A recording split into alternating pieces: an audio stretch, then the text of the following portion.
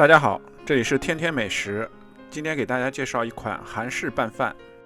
我们用到的材料是米饭、菠菜、胡萝卜、绿豆芽、香菇、鸡蛋、肉末和洋葱。先准备一下配菜，把洋葱切成丝备用，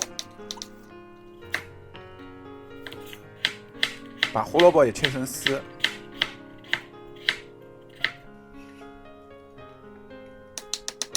把香菇切成片，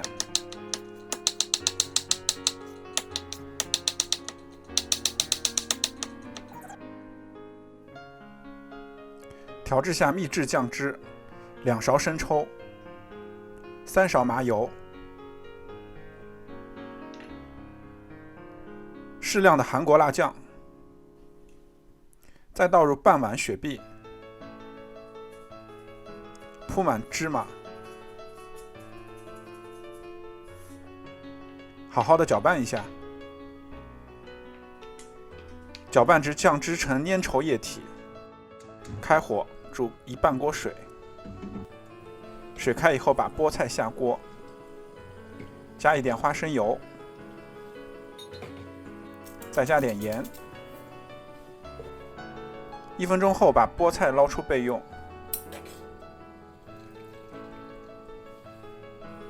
再把绿豆芽烫熟。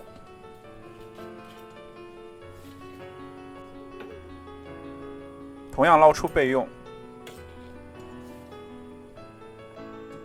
再起油锅，油热以后炒制下香菇，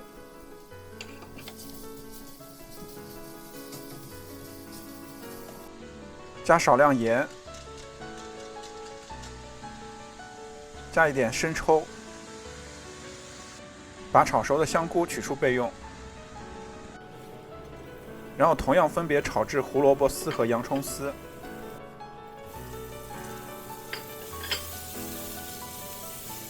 炒熟以后放一边备用。再把肉末炒制一下，加一点料酒去腥，再加少量生抽，少量胡椒粉和盐，然后翻炒入味。